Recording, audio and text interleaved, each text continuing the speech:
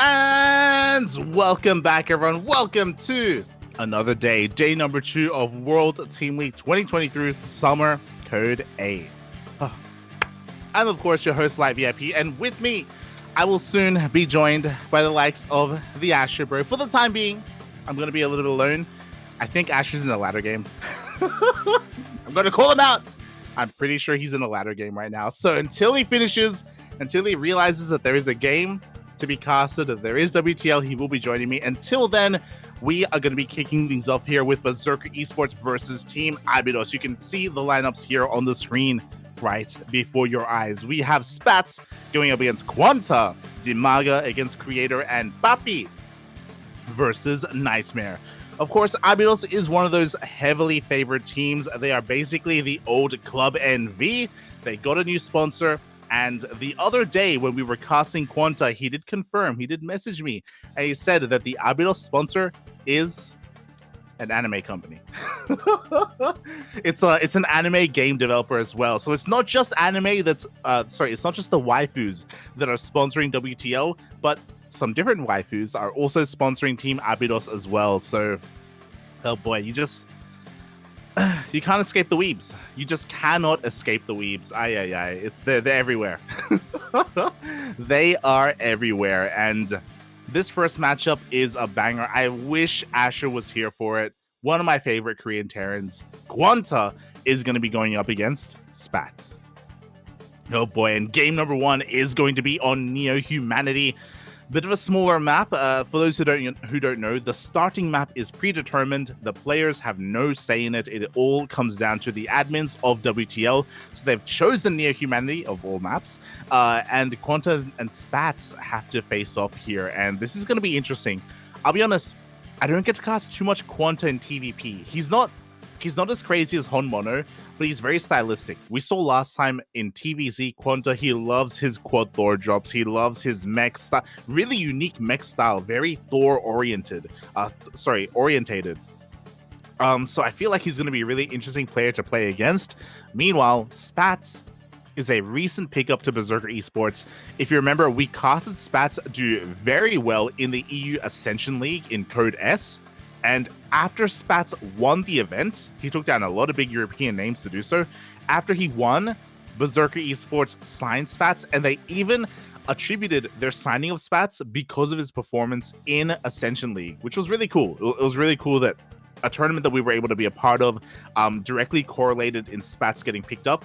And on top of that, he's been doing really well in the OSC King of the Hill tournaments. Like, Spatz in general has been on fire. He's been looking better than he has in a long, long time. So it's great to see Spatz popping off.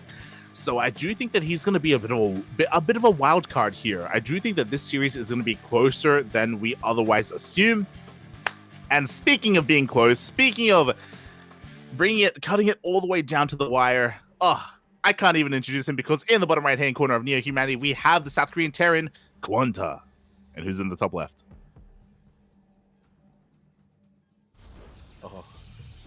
Oh, he's not here. We have the German Protoss, Spatz. And I believe I'm no longer alone. I believe I'm being heard.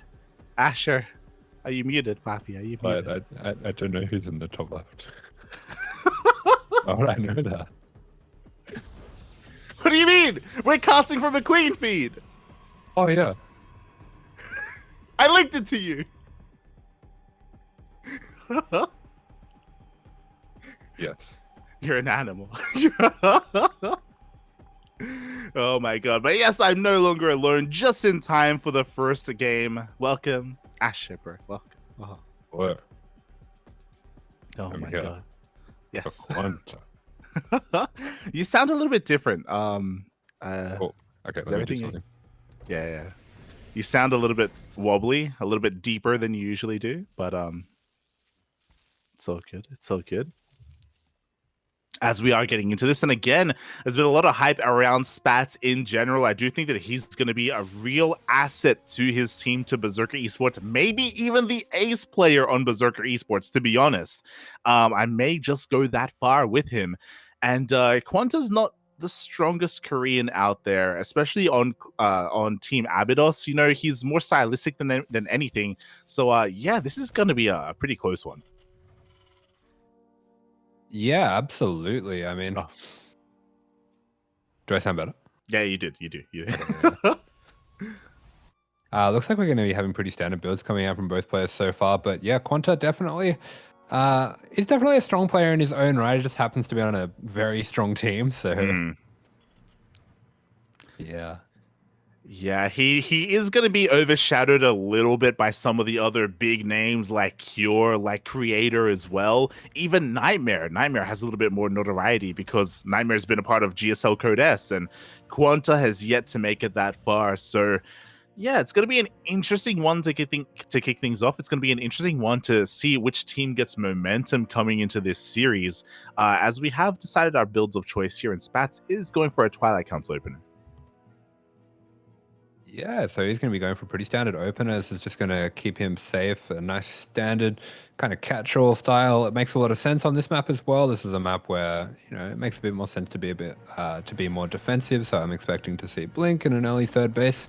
Meanwhile, for QuanTa, we're seeing Reactor Hellions. So looks like he might be going for a bit of a drop of sorts. I didn't see if he made some mines before this. Okay, looks like he's going to go for the mines afterwards. Yeah, interesting opener here. So it looks like he's going to have Hellions getting ready to maybe dive into the natural. At the same time, there's going to be a Widowmine drop being set up as well. So a bit of a multi-pronged attack here from QuanTa. We'll see if Spatz can keep up. I believe Spatz hasn't been able to make it into the main base. I believe he's a little bit in the dark when it comes to the opener so far. Yeah, the Hellions going to be dipping in. They are going to be getting into the main base, getting a full scout. Should be able to get a good amount of damage on these probes as well, but very quick pull coming out from Spatz. Ooh, already a few probes going down, 4 probes going down. So these Hellions doing a really fantastic job for themselves already. And this is just softening him up. This is just wave 1 of the attack because there is a quad mine drop coming with armory. So it's really important for Spatz that he tries to get an observer out as soon as possible. But this is so well timed. I mean, the robotics facility only just finishing up now, so it's going to take him a while to clean up all these mines, and at least some of them should be able to get a second shot off.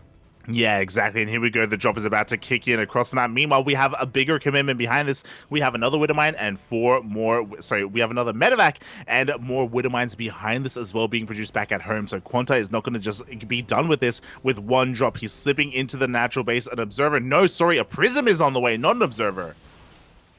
Yeah, there we go. The shot's going to be going off, and yeah, the Prism coming out, but the Observer is already out, so he should be able to clean up some of these. But the one in the main gets a very heavy shot. 10 probes going down already, and this is a kind of build where this can just spiral out of control because the more damage that's got, the more difficult it becomes to hold the next wave and the next wave. And looks like QuanTa just going to be sending out one more Medevac and now transitioning. Yeah, and here we go. The transition is arriving. We have 2 more Vaxes on the way. Marauder production has commenced. We see Spatz going for a massive counterattack, but it looks like he's going to be missing this drop, which means there's not going to be a lot at home to defend. Even if there is detection, there's not going to be a lot of units here to focus down those Widowmines. It looks like there's going to be no units here to focus down these Widowmines. Oh, exactly. And here we go. 2 mines do drop into the natural base. Another 2 are going to go into the main. Again, we have the observer, but what is going to shoot down these mines as he's actually chasing the mines at the natural? Sorry, chasing the probes.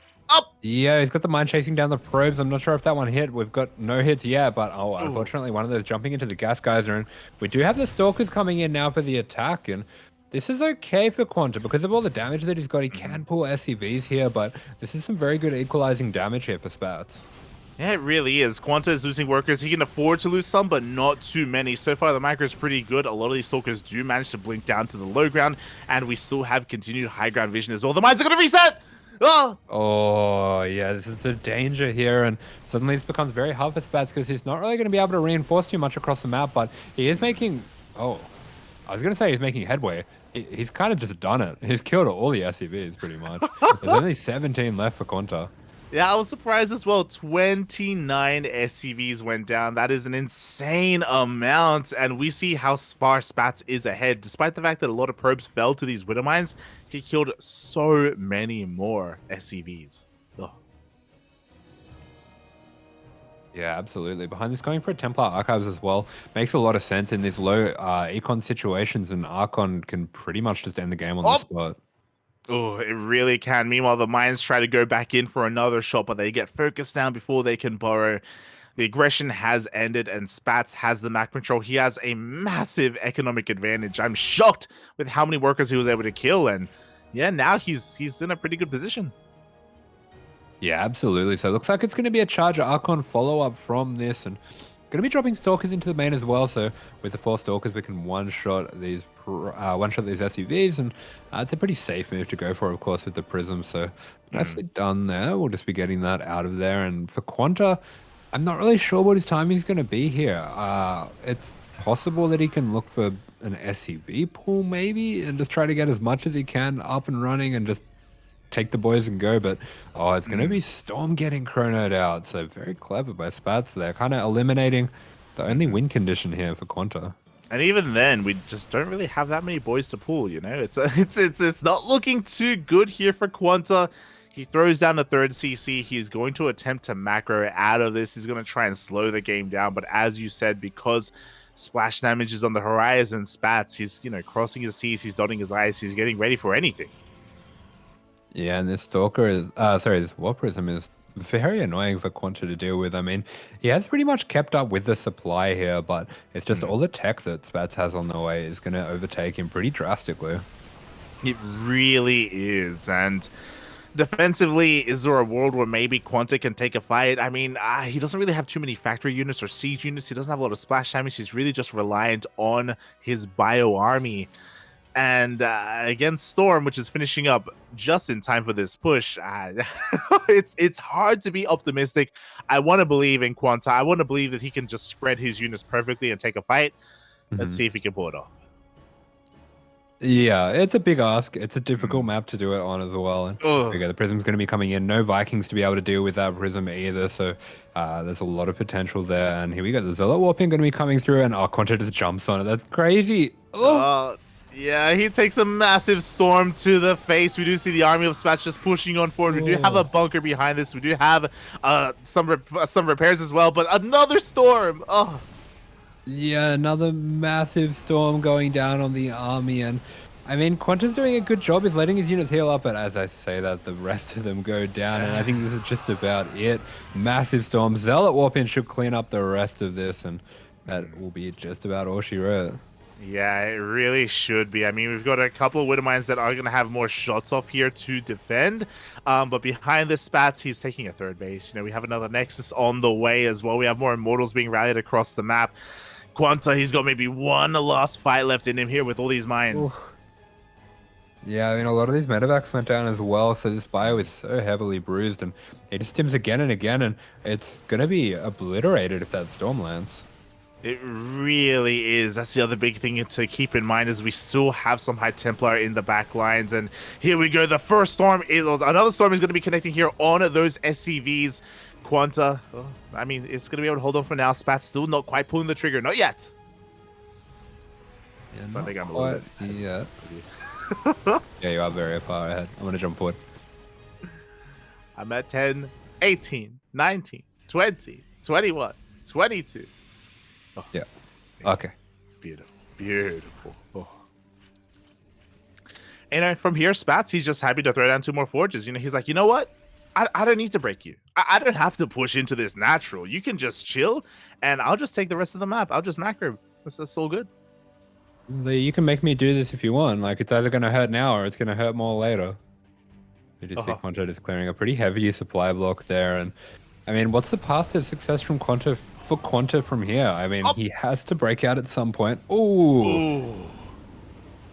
Templar goes down, and maybe that's the freedom that QuanTa will need to start to push out and see if he can take his 3rd. Instead, going to go for a massive Doom drop here, going very all in. I'm not sure if he's completely skirting the edge of the watchtower here. Okay, it looks like he does know where it is. Yeah, exactly. I mean, we'll see if we can try and avoid it here. But as you were saying, I do think that a Doom drop, is the way to come back in this game. Spatz is backing off. He is giving QuanTa the room to pull this off. But there is also a pylon in position here to scout this. Yeah, and I mean, this is just a bit of a Hail Mary play, I suppose. We've got a mine backing up it as well. That's kind of cute. It should be able to take out some chasing units, but yeah, there we go. I mean, he can just recall, and he should be absolutely fine. There we go. Oh, there you go, mate. We see the recall in the end. The forges are a little bit exposed. It looks like maybe one forge is going to go down, but is it worth really eating a Storm to the face? Giant Storm, bit of friendly fire coming out from the Widowmine as well, and these medevacs could be stuck. He needs to get them out as soon as he can. He's going to be sending the reinforcements across the map to try to support it, but he just doesn't really have any answer for the Archons here. I mean, he's got a ghost or two, but that's just about it. And there's just so many here, and there's the shield battery to pop back to as well. I mean, this army's huge for Spatz. It really is huge, but here we go. We're actually dropping back into the main base. The Widowmine survived. Apparently, there wasn't detection available at the time for Spatz, so the second forge is going to be going down. 1-1 is denied. QuanTa, he's finding some damage. Yeah, he is getting some stuff done here. He is making do with what little he has, and we see Spatz is lit his army up extremely effectively. Zealot's going to be cleaning up the north side, Storm's cleaning up the south side, and I mean, QuanTa, he has to stay and fight this, and he's actually taking a pretty good fight here. Going to take out that Archon as well. Yeah, the fight in the main going pretty well for QuanTa, but he's running out of steam. The medevacs are being focused down as well. The warp in is just too damn good. 16 probes went down. This is all good and all, but unfortunately, QuanTa is going to have a hard time replacing his army. As I say that, though, his worker count's not looking too bad. Yeah, QuanTa's pulled far ahead in the workers. I mean, he's managed to kill out a lot of workers. When did he kill those workers? Was it just a Liberator? I think it was just the Lib. I think so, because boys weren't pulled in the Lib main. has 17 kills. It's in the bottom. Yeah. I was about to be, like echo you. I was like, how how is this happening? QuanTa is getting himself back into this game. The forges are being rebuilt. Spatz still stuck on 0-0 here, and he's going for a counterattack. But are we going to have enough at home to defend? Because we did lose a lot of high-tech units earlier. Yeah, this is kind of insane. I mean, the power of Terran Copium just popping off right now. Mate, Terran, what more can you say? But here we go, Spatz, he's pushing on towards that third base. Liberators are across the map. They're not at home to defend. And I worry here, do we have any ghosts available? Do we have any EMPs? Oh, he jumps right on top of the prism. Good move there. He'll be able to jump back a little bit and try to heal up. Just going to give up that base as well. Also a very good decision, but I mean, 4 Archons, 4 Immortals, that is a fearsome army, and they're going to be building SCVs into Archons. That's a scary prospect here.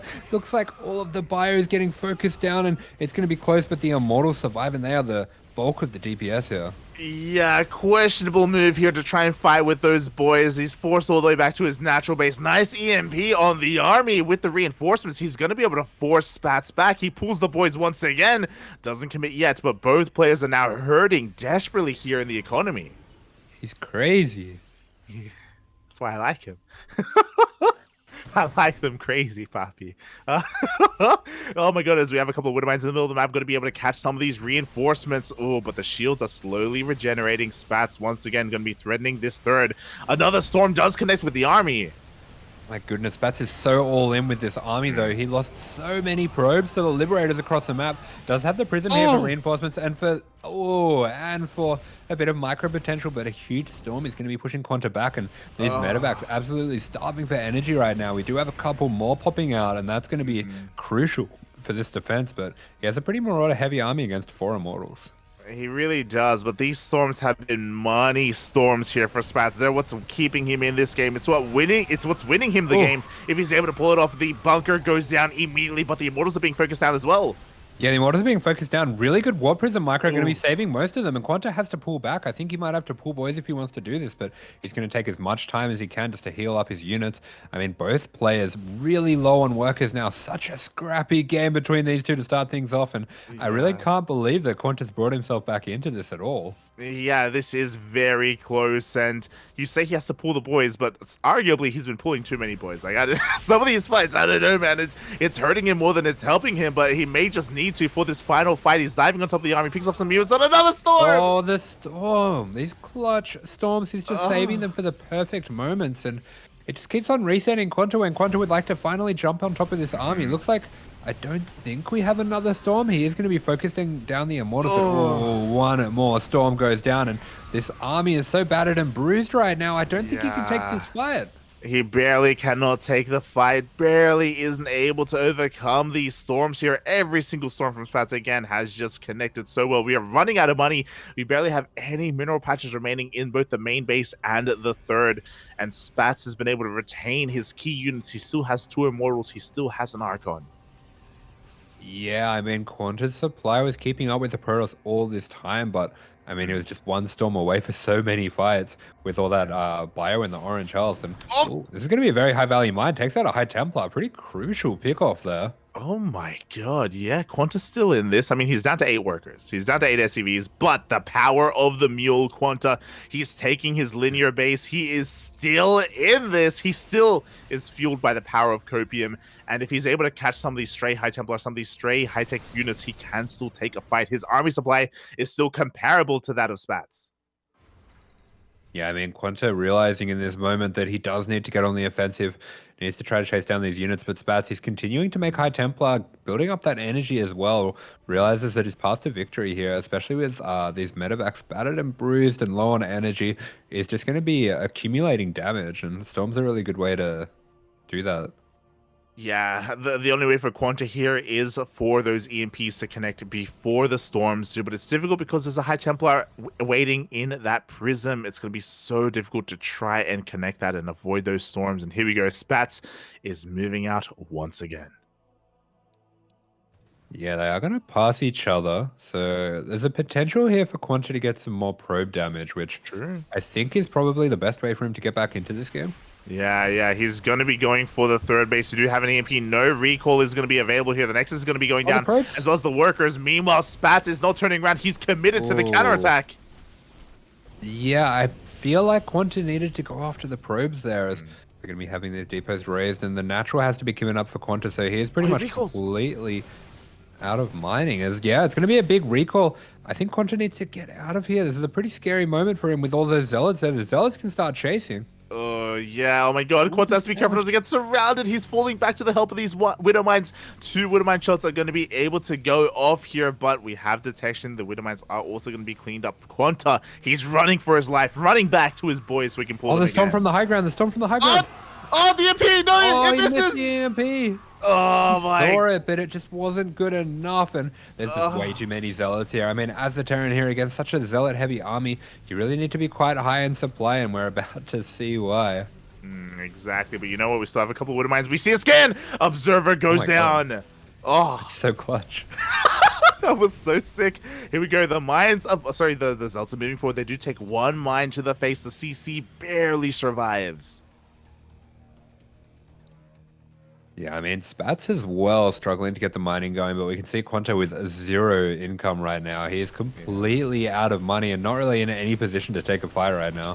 Oh, and he can't afford to lose a base, but he will. The CC goes down. The High Templar leading the charge with another storm available. This time it does graze the army. A couple of Marauders do pushing forward here to try and punish this.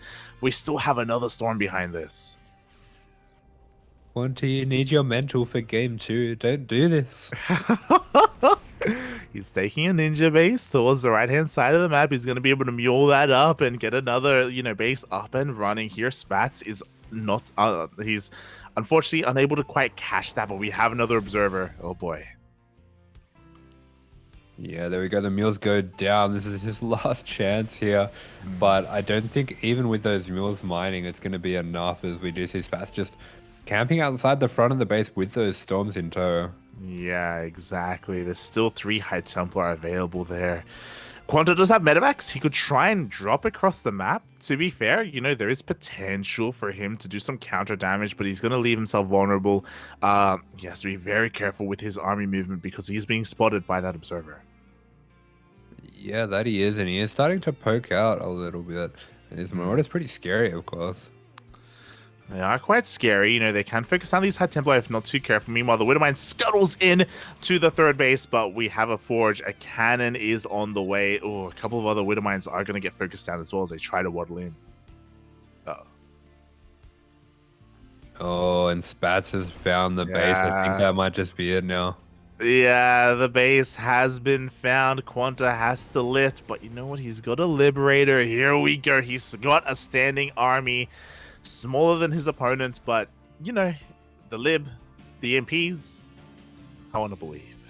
Uh-oh. Up!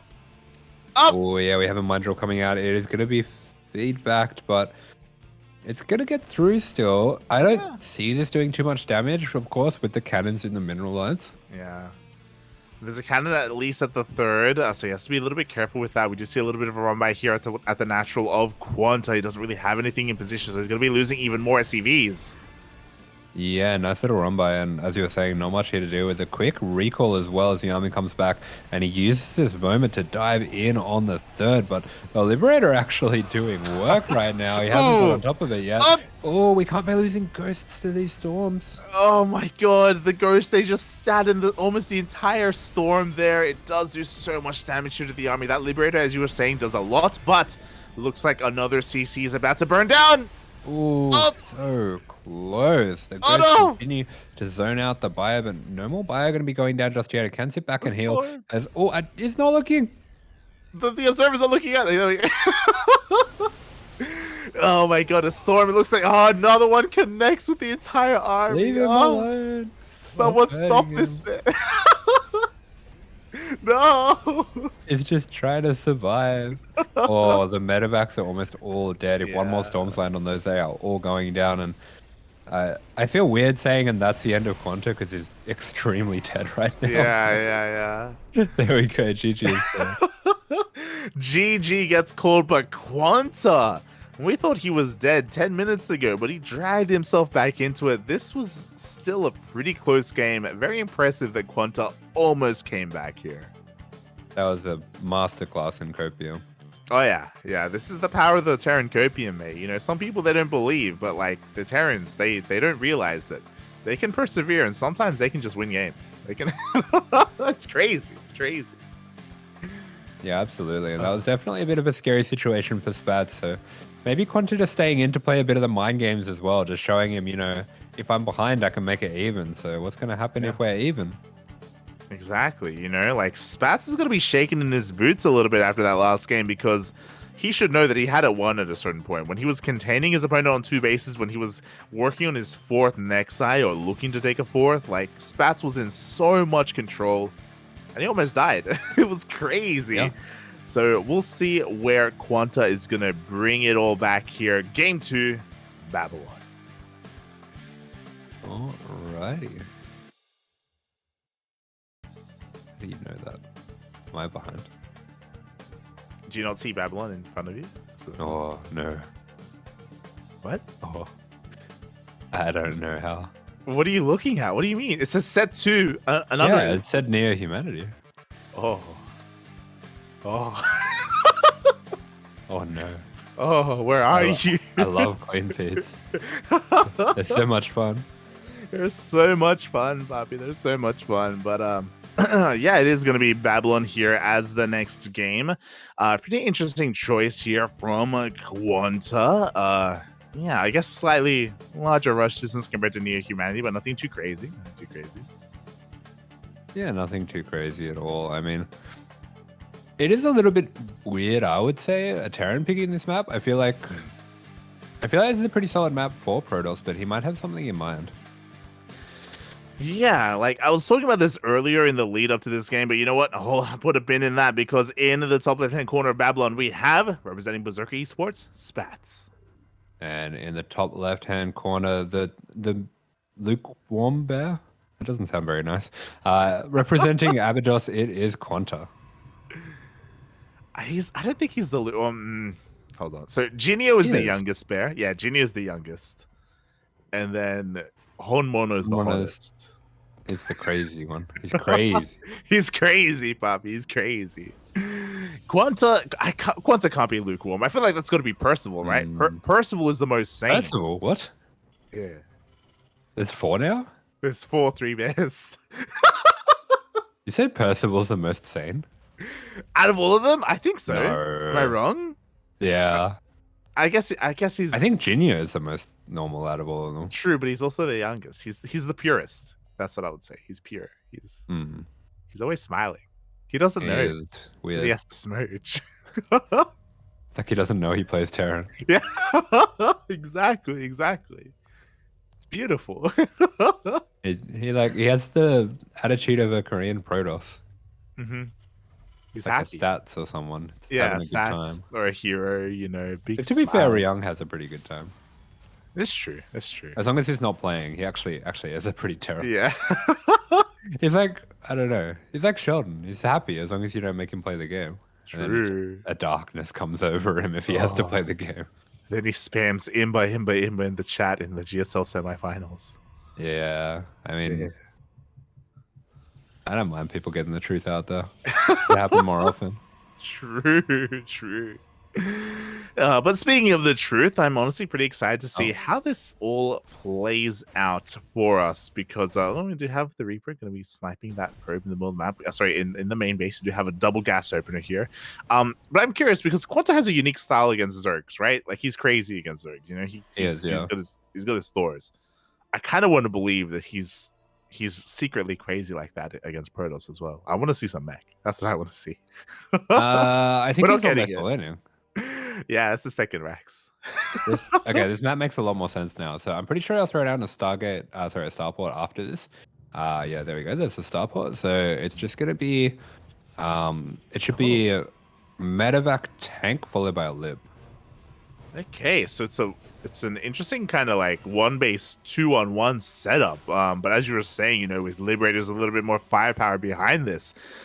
Let's see if Spatz can piece this all together. He did confirm the 2-gas opener at least, but I believe the probe was killed before that second Rax was thrown down, before we really got to kind of before we got to see this all kind of come to fruition. Mm-hmm. Yeah, absolutely. But maybe Genio just kind of, sorry, not Genius, QuanTa, betting on the fact that Spatz does play a little bit on the greedier side, as we can see Spatz moving out very early to start setting up that third. Mm-hmm. Yeah, the probe is headed in that direction. We'll see if he does end up investing in that third. That's probably best case scenario for QuanTa if Spatz is just overly greedy. As he did go once again into our Twilight Council opener, we have that follow-up robo on the way as well, and Spatz, for the time being, isn't banking up for that third. Yeah, I feel like he gets his robo a little on the later side. Maybe that's something that QuanTa's identified as well. And there we go. He's going to be poking over at the third there. So definitely wants to fake out to some extent that he is stopping that from denying that, sorry. But that's a pretty good scout with the Stalker. I think he's seen enough to know that something's coming his way. And there we go. Battery goes down immediately. Oh, yeah. He saw the tank, he saw the medevac, he saw the massive amount of Marines as well. He knows something is amiss. He may have even seen the lack of CC. And now Spatz is preparing himself. There we go, a second shield battery on the way. Yeah, he's going to be getting ready for this. The medevac, of course, good for these RAM maps, going to be providing vision. And the Stalkers come out nice and quick to start pecking away at the Marines. But one Stalker goes down instantly. And that is actually huge for this push. I mean, we have an Immortal on the way, but if QuanTa can get set up at the base before that comes out, this could get really nasty. And there we go, Liberator on the way as well. Yeah, unfortunately, Spatz just punished for face checking the tall grass there. We just see a second Stalker going down, and the tanks are going to be able to siege up and to gain control of the natural of this production. Before that happens, though, the boys are being pulled. Yeah, the boys are being pulled. Very good reaction here from Spatz. Going to be getting right on top of this. We have a shield battery overcharge as well, so this push should get absolutely crushed. But the Marines actually doing a pretty good job starting to get through the units here, and the medevac putting in work. It really does. All the boys go down, but the Immortal survives. We have a third tank behind this, but it looks like QuanTa just can't get close to this. If he ever does try to siege, then the Immortal's just going to dive in.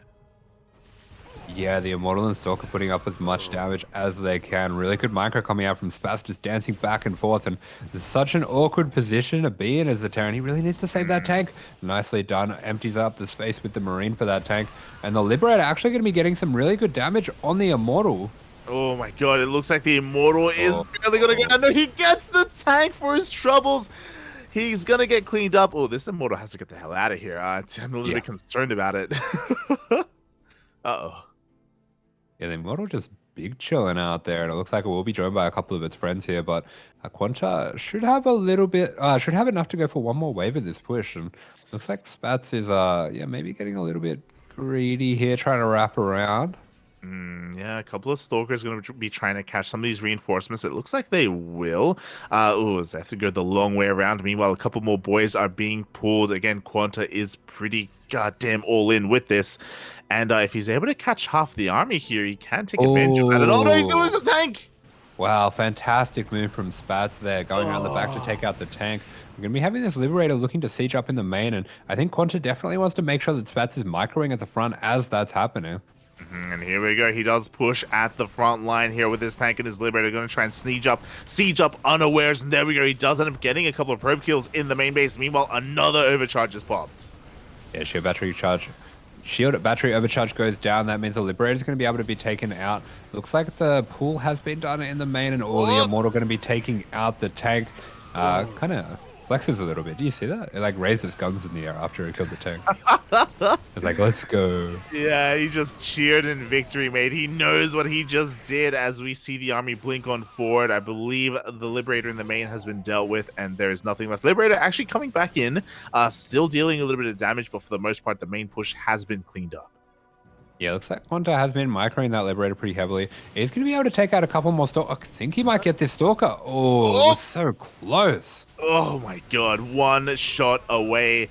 Meanwhile, Spatz has pushed QuanTa back all the way to his own main base, and now Spatz can take advantage of his natural. He's happy to probe, happy to drone, happy to just saturate both of his bases, and QuanTa's in a rough spot.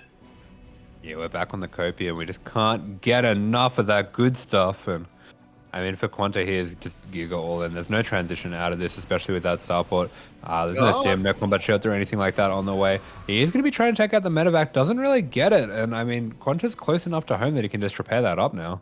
He could go for the repair as he's going to be able to take control of this ramp. We do see QuanTa, he's deliberating how he wants to approach this. Once again, sending out the Liberator, still has refused to throw down the CC. Transitioning from this point is just almost not an option.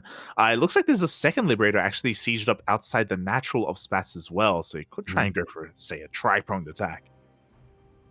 He's got all the prongs. Yeah. Like a fork. Oh, eat me, Papi. Or what else? Like a trident. Like a trident, yeah. I was thinking trident as well, yeah. But when I think of trident, I just think about the SpongeBob movie. With his crown and his bald head. And he has his trident, and the trident like freezes people. Yeah, there you go. Are you a goofy goober? Rock. We're all goofy goobers. We're all goofy goobers. Let's go, Papi. As we do see two Immortals loaded up into that prism. Looking to go for a bit of a flank here, but QuanTa has eyes on this. He's got 4 tanks. You know, he's still got a pretty beefy army here that you do have to respect. So maybe he can make something happen here. I believe his Liberators are still alive and kicking out there. A tank just twitched. It sensed the Stalker. Oh. There we go, as the Prism is looking to catch some reinforcements. Oh god! One Immortal goes down! Yeah, this feels very unnecessary. I'm not gonna lie. I mean, we're taking out...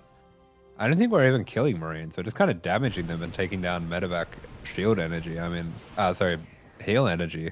I don't think this is worth the risk. I think he killed like maybe 2 Marines, at least 1. I remember 1 Marine dying. So yeah, I agree. But here we go. The Prism's going across the map.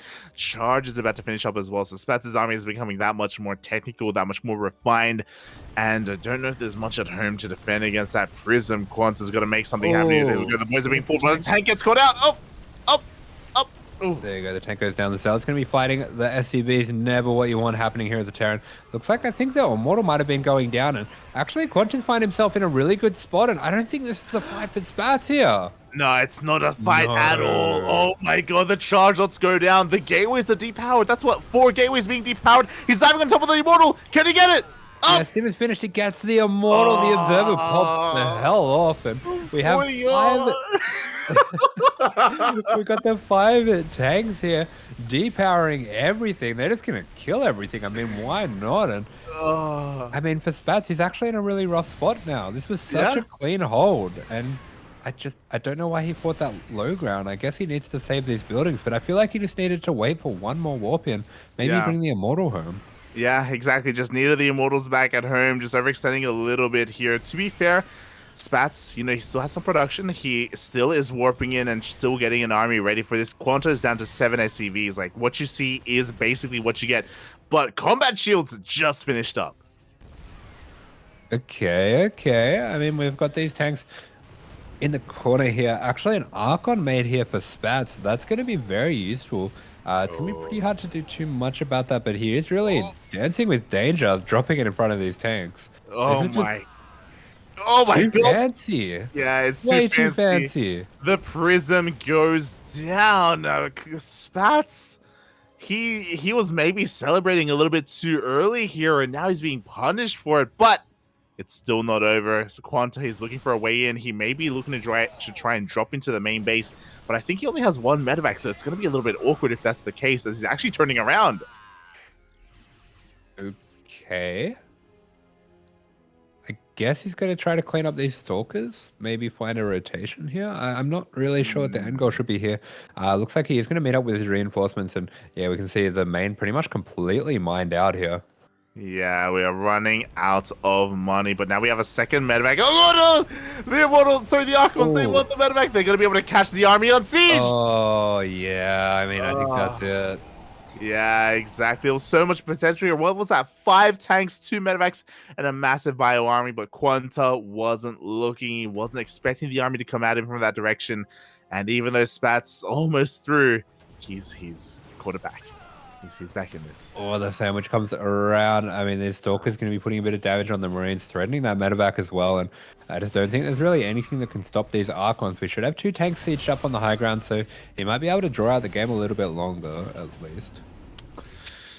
Yeah, a little bit, but oh my god, we just lost so much momentum there. Like, we were so close to coming back, PAPI. You know, we had 5 tanks. Soon to be 6. Spatz, he goes for a ninja base, because why not? Why not? Yeah, I like this. Definitely makes a lot of sense. A third could be pretty dangerous to hold, but I mean, QuanTa doesn't have time to go looking for side bases like that, so it's a pretty safe bet. Yeah, pretty safe indeed. QuanTa forced to lift up his main and take another base instead, but he barely has any workers to make use of. We do see a drop zipping into the natural. Going to be forcing him to lost mine time. A couple of probes are going to be focused down, but the army is just far too formidable. Oh, and I think the drop might go down. Okay, no, he's going to pop it in the dead space, maybe. I don't know. The Stalkers could definitely get this. Show us! Observer! This shit, it's going down! Oh my god, here we go. We do see the blink, and it looks like the medevac does get snipped. Into the water with the sharks.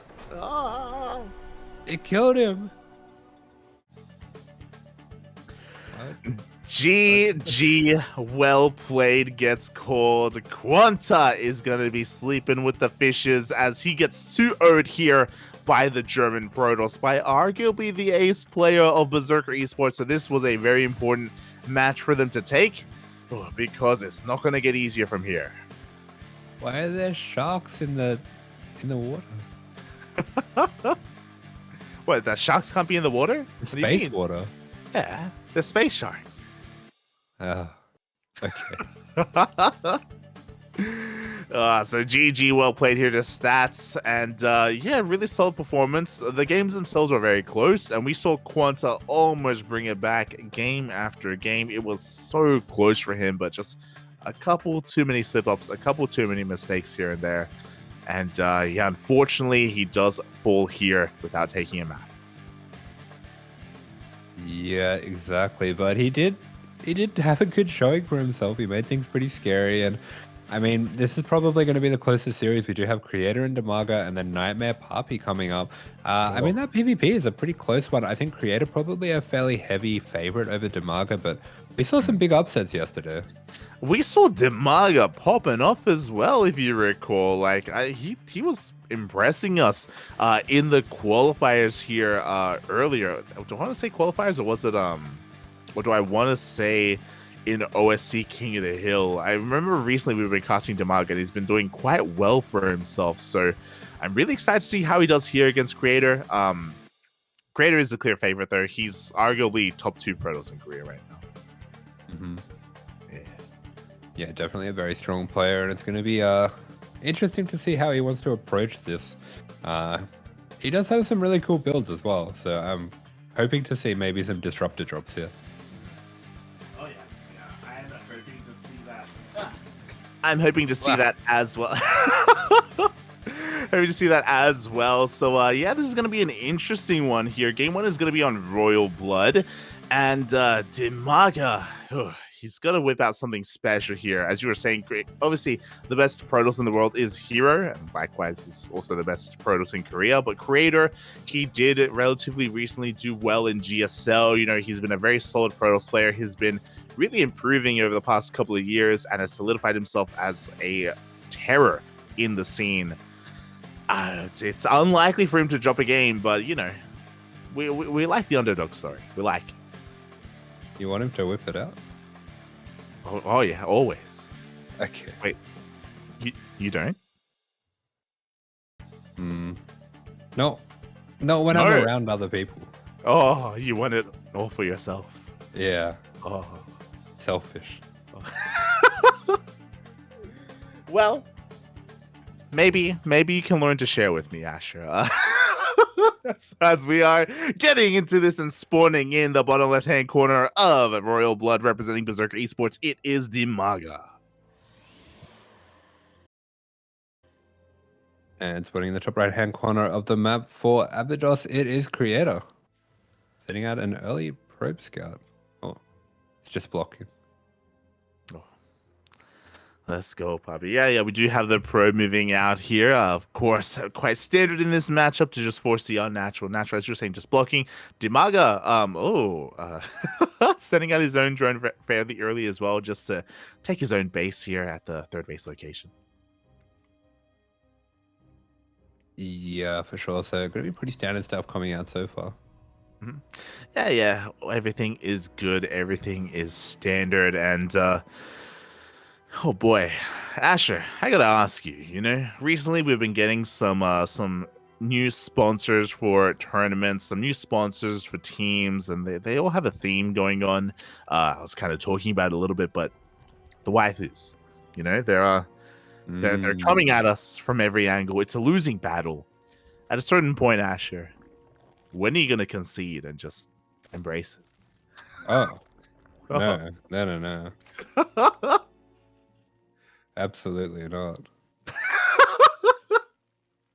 Look, you're already halfway there. You already watched Food Wars. I mean, wait. I don't watch it. I did watch it like 2 years ago. You watch it all the time, Bob. What are you talking about? It's good.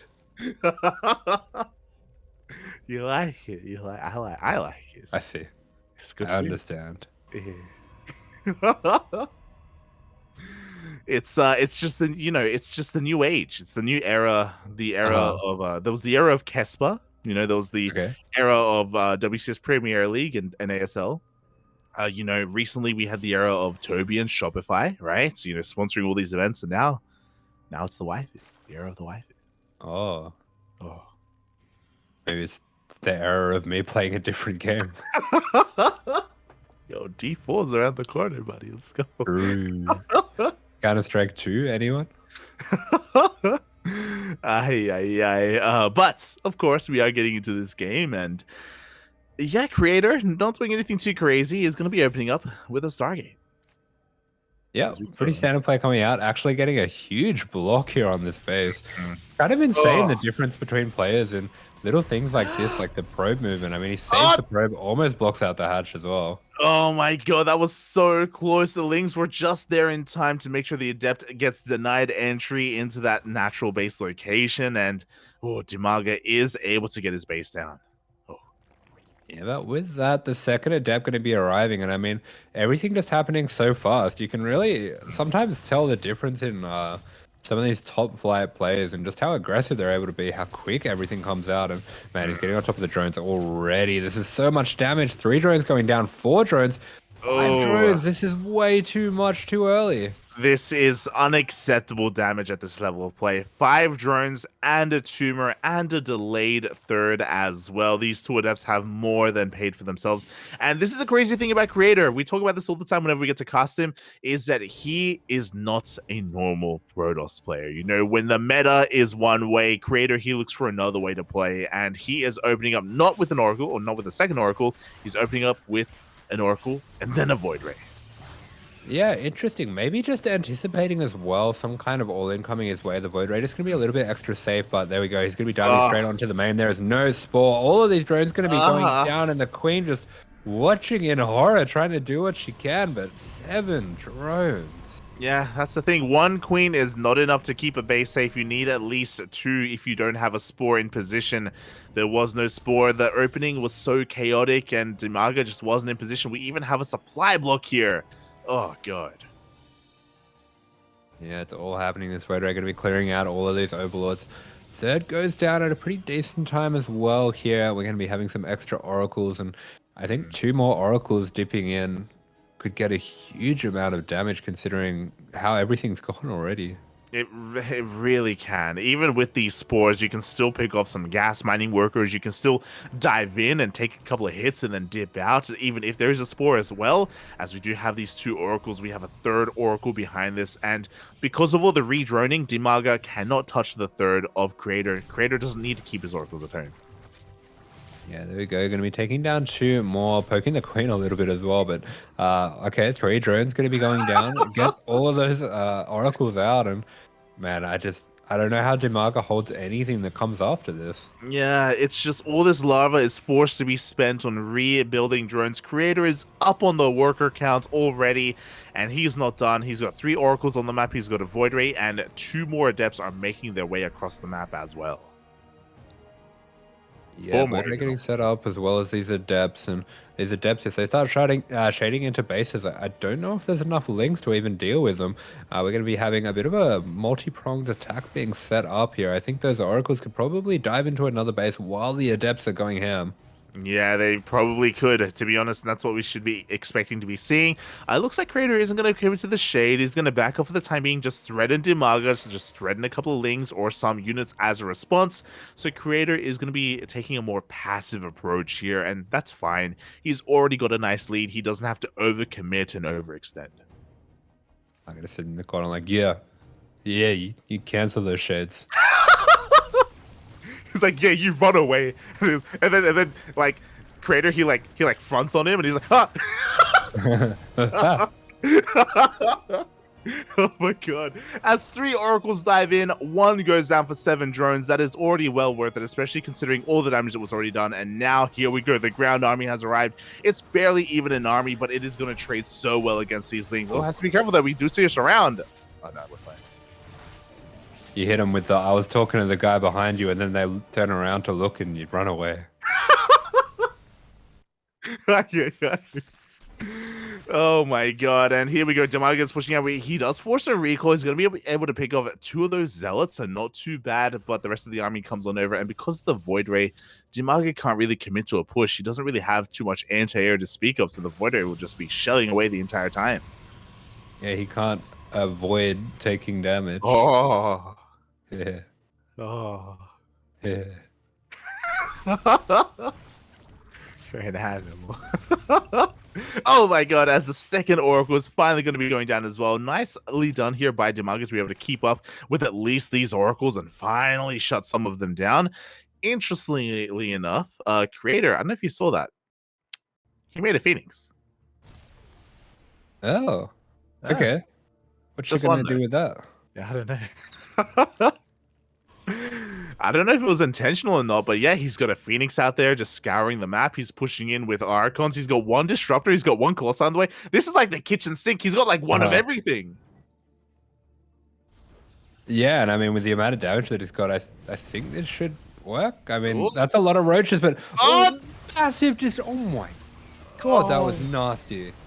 Oh my god, that was a big gamble there from DIMAGA just rushing on forward. I thought he was going to try and focus down the Disruptor, but the Disruptor survives and so many roaches go down.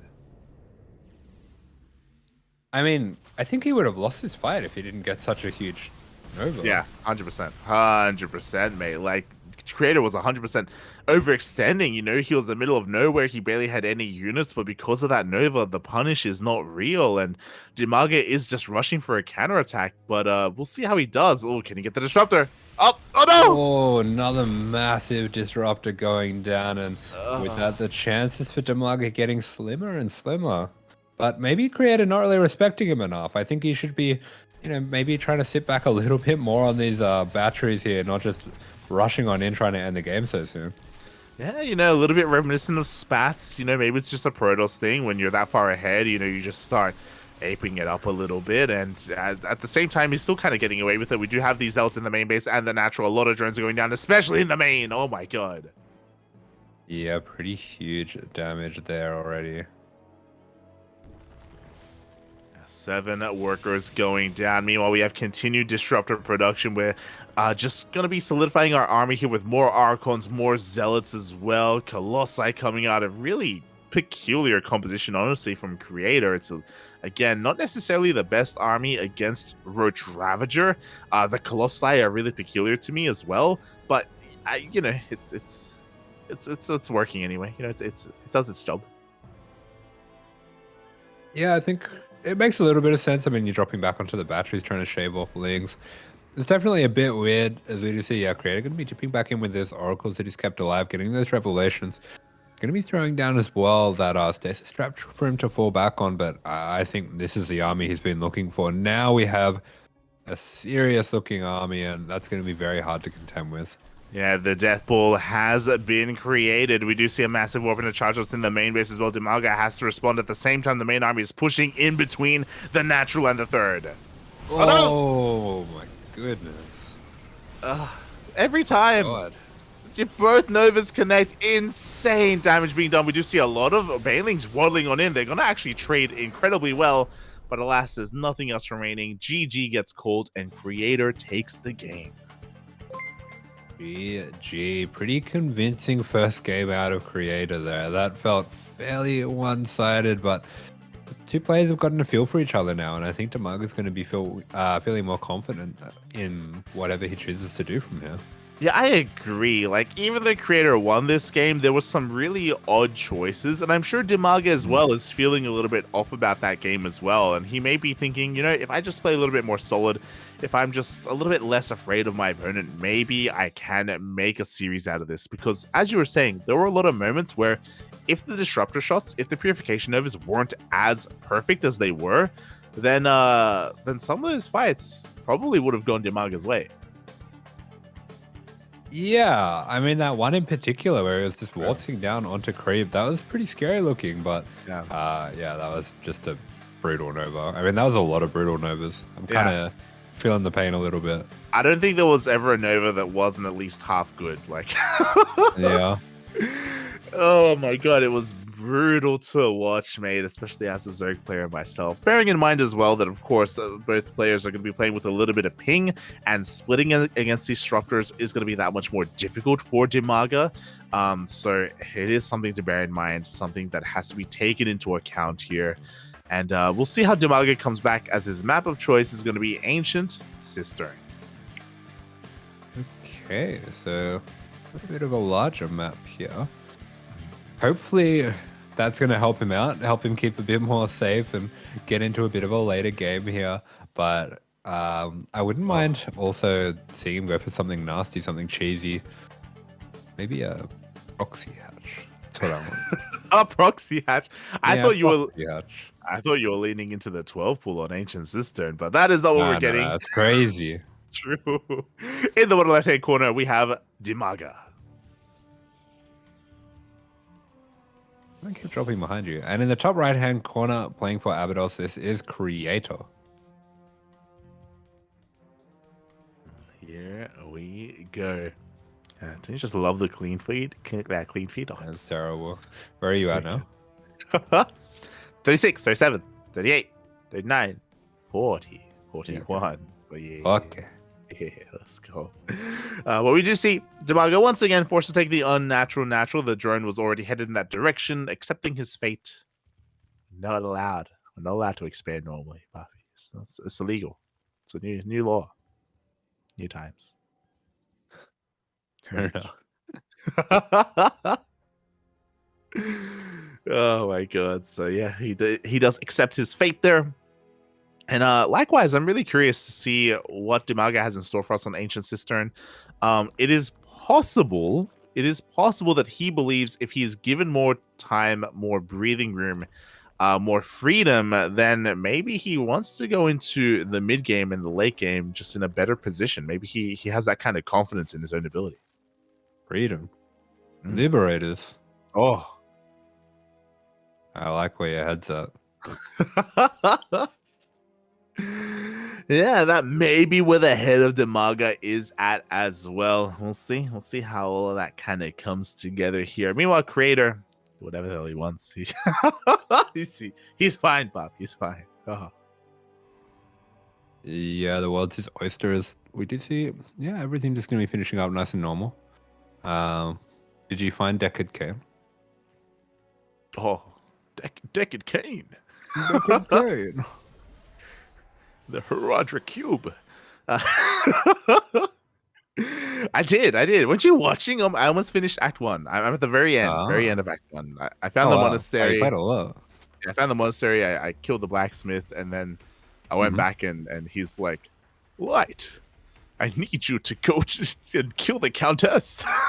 Okay, I'll kill her for you. All right. As long as you keep identifying my stuff, I'll do whatever you want. Whatever you say, Deckard. Yes. But I haven't done that yet. I'm up to that point, but at that point I was like, yo, I gotta cast in 30 minutes. I gotta go get ready. You know, it'll never end. You're gonna play more after, aren't you? I want to stream my entire session, so I'm gonna do some inventory management. I have like 3 tabs full of potions. I don't know if you saw. No. I have 3 tabs just filled to the brim with potions. I'm like, I need a suck puppy. What am I gonna do with all this fluid? I don't know. Just sell the minor ones. Yeah. I'm gonna do that after this. I'll just manage all my stuff. Yeah. Well, before we get to that, we got a glaives opening from the Protoss. Yeah, he's had enough. He wants to kill him. Let's go, but we do have glaives. We have 3 gates on the way. 4 in total. So 4-gate glaive depths is going to be pretty committed. It's going to be quite aggressive here from creator. DIMAGA is currently in the dark. He has an overlord outside the natural, but he hasn't dipped in yet. Of course, the longer this goes on, he'll be able to piece together that it is a Twilight Council opener and not a Stargate, as there is no Oracle at least. But yeah, I just kind of blanked on it, but Creator faked out as well that he was going for a Stargate. He did show Warpgate and then cancelled it underneath the Overlord and then restarted it after the tech. So he did actually, fake out that. And we do have a Roach Warrant on the way anyway. So I guess DIMAGA realizes if there's no air unit yet, if there's no third yet, that he does need to throw that down for safety. Yeah, it does have to throw it down for that safety. Roach one's all the way 24 links as well. DIMAGA is now fully aware of the glaive adepts, and he's not necessarily aware of how committed this is going to be, but regardless, he is preparing himself, and we'll see if he can keep up with the shades. Yeah, so we go. The first 8 adepts going to be rocking on up. I mean, a bit of a bigger map, so it can be a bit hard to make something like this work, but we are pretty far away from roaches. There's a good amount of lings. I don't think he wants to commit to the shade, but it's going to open up the attack on the third here. Yeah, the third is going to be that much more exposed. The queens are keeping up with the adepts for the most part. The lings are going to be chasing those shades. And so far, DIMAGA's done a pretty good job. He has lost very little, and it looks like lings weren't able to get that wrap around in the end. Yeah, we have a retreating shade back to the safety of the minerals. Going to be getting another warp in off. Only lost 1 adept there, so we'll just be looking to get this spiraling out of control. As we do see as well, going behind this, going to be making some immortals, getting a third base on the way as well. So not going to be committing overly hard to this. Yeah, he's not all in. He's transitioning. He's barely warped in the depths across the map. He's only had 2 warp-ins in total, and now we have a couple more gates, the immortal and the third. This is all spotted by DIMAGA. His overlord was in position. Oh, he's in position. Oh, he is. He sees the rear naked chokehold coming, but can he stop it? Does he want to? We see, yeah, he's just going to be preserving those adepts, so maybe waiting for a bit of a later time with the immortals, recognizing that DIMAGA has committed very heavily to the defense. I mean, DIMAGA's still on 39 drones, so this is the problem when someone so strong is doing a build like this, is sometimes they can recognize when you're over defending and just transition smoothly out, and Creator's done exactly that. He is going to be slightly ahead on workers, and he's very well prepared for the counterattack. I like to think that there are people watching right now that haven't heard us cast Oliveira and have no idea what the hell just happened. I mean, even if they do. Even if they do. Oh, true. Oh my god. But yeah, I 100% agree here. Like, Creator, like, his commitment was very light overall. Because of that, he could transition heavily, and now he is miles ahead here. DIMAGA struggling to keep up. He's going to be looking to try and catch these two adepts, but he doesn't even get them. Oh, and we have a pretty crazy amount of adepts now. Now we're talking. Now we're talking, mate. The Lings are going for a bit of a run by. Instead, the third base is completely exposed. It's going to be going down. But Creator, he doesn't care. He has an insane amount of adepts. He's going to be taking some biles to the face, but the Lings go down, and now the adepts and Immortals are going to get on top of the Roach Ravager. Yeah, pretty good biles, but he gets the position on the ramp. And actually, this isn't going super well. He needs to get away from the Queens. Yeah, exactly. A lot of these adepts are going down. The Roaches were in position, ready for that shade. We do see another shade in towards a third. Not a lot of drones have died here, just mainly Lings, to be honest. And the third base of Creator is being focused down. Yeah, wow. So good counter damage by DIMAGA. I think DIMAGA might actually be getting somewhere here. Yeah, I feel like Creator could have maybe done a little bit more with his Immortals, right? Like, he committed, he went across the map with those Immortals, and he did a little bit of damage, and then he just went back home instead. He does save the third, but suddenly he's on the back foot. He's ahead in workers, but the army of DIMAGA is massive. Oh, yeah, it's funny. Usually the move that we see is the Immortals going up to hold the ramp as well, and just crushing everything that comes up through the ramp, but I guess he didn't have enough adepts as buffer. We're going to be having a big attack coming out from DIMAGA. The Nova goes down. Yeah, the Nova actually completely whiffs here. DIMAGA this time with the pre-spread, with the split, is going to be able to push on through. We do have a couple of shield batteries finishing up in time, but they go down. I think DIMAGA's doing it. Yeah. Yo, let's go. Bobby's focusing down every single Immortal. The third base has been broken. Another Disruptor comes out. Oh, the Immortal goes down. Big Nova going to be going down, but good splits once again. Oh my god, another Nova goes off as well. Only gets a single Ravager this time, and here we go. DIMAGA is breaking through the natural base. The Cyber Core is exposed. Lings are flooding on in, and Creator just doesn't have enough. Yeah, that's right. The Cyber Core goes down. Everything going to be going down. He should be able to get on top of these Disruptors here, and that might just be the end of it.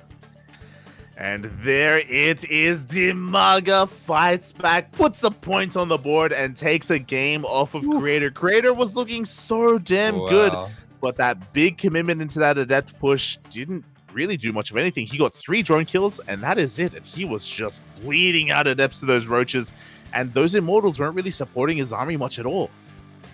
Damn, big upset coming out there. Yo, DIMAGA farming them Aligulac points. Let's go. Yeah, pretty much. Oh my god, great win here for DIMAGA. This is actually getting scary because Spatz already leads the charge for Berserker Esports against QuanTa. DIMAGA doing more than what was needed of him. He coming out crazy and taking a game off of Creator. And now this PvP, I mean, PAPI just needs to take a game. He just needs one game. That's all he needs. Man, it's happening again. This is crazy. It's just like we saw last night. Huge upsets, and that could lead to a victory here. I mean, a PvP, you never know what's going to happen. Yeah, and I believe, you know, I talk about this player all the time. You hear me talking, I say PAPI. And it's because I believe in his ability. I know how powerful of a player he is. I just can't help but say it every now and then, even out of context. He's your favorite player. He's my favorite. He is. Yeah. By no means is he the favorite against Nightmare. Of course, that's not what we're saying. But he just needs to take a game. He needs to come in prepared and ready for this. And if he's able to catch Nightmare with his pants down, mate, hey, how do you think of that? Oh no. This is the PAPI we hear about most of the time. Exactly. Let's go, PAPI. Let's go as we're getting ready here for the third match of the night. Oh boy, Nightmare, of course, a bit of an underrated player in the Korean scene, but a titan nonetheless. Recently, if you remember, we did cast a show match maybe 2 weeks ago between Nightmare and Special, and Nightmare was looking strong, he was looking powerful, he was looking dominant, still riding that hype wave from his run at DreamHack Atlanta, still looking quite terrifying. Oh boy, so this is still not going to be easy here for our Polish Protoss. Yeah, absolutely. Nightmare's an extremely strong player, so it's gonna be a lot of pressure. But I mean, a lot of that pressure's been taken off by the fact that he just has to win one game, and boy, this would be a massive upset here. It really will. It really will. Everyone was looking at Mystery Gaming, at Team Basilisk, at ABYDOS as the favorites here in Code A. But last night, we had that upset, as you were saying. You know, Mystery Gaming went down to the lower bracket in a crazy upset. Basilisk still moves forward, you know, of course, because it's Team Basilisk. But yeah, here, ABYDOS, you know, struggling more than we thought they would. Yeah, they sure are. And I don't know, PvP, I would not want to have everything resting on a PvP. Exactly. All right. Mate, you know, you've got like some residual PAPI on you. You know, you've just like you What? like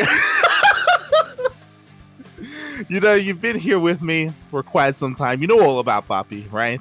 What do you want to be seeing from him here in this series? What do you want, PAPI? What do you want? I want one base all-ins. That's how I feel.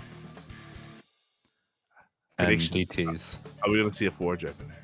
Are we gonna see a cannon? No, I don't think so. If anyone was going to do it, actually, I think Nightmare probably would. I think so. So I think Nightmare has a higher chance of doing that. That's the other important thing to bear in mind is Nightmare, he can be quite aggressive. I feel like he usually thrives in the mid game, but like, you know, he can be quite aggressive off of one base as well. So we could be like talking, you know, theorizing about all this kind of crazy shenanigans that PAPI could be up to, and then Nightmare just opens up with like a proxy Stargate or a proxy Robo or something, you know? Yeah, I could see either of those, yeah. Yeah. Oh my god. It's gonna get wild, mate. It's gonna get wild. I'm getting ready, PAPI. I'm getting ready. What does that mean?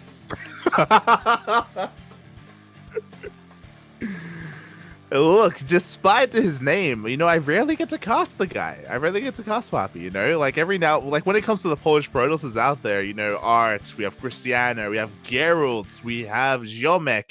They seem to be a little bit more active. So, yeah, it's a bit of a treat. You know, it's a bit of a treat. And here we go. In the top left-hand corner, we have the man himself, the Polish Protoss player representing Berserker Esports. It is PAPI.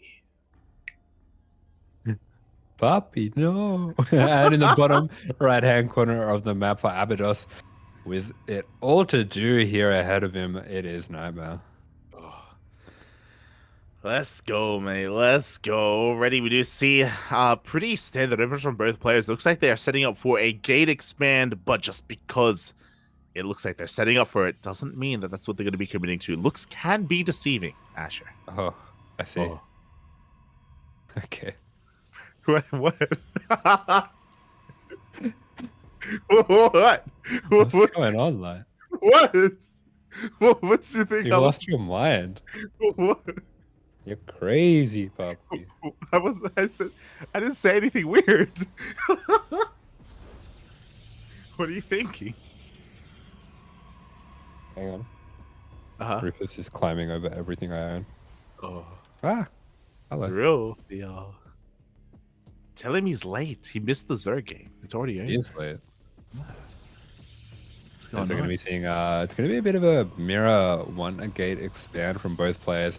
Going to have that little dance where both players try to block each other out as much as they can, trying to commit those buildings as late as they can as well.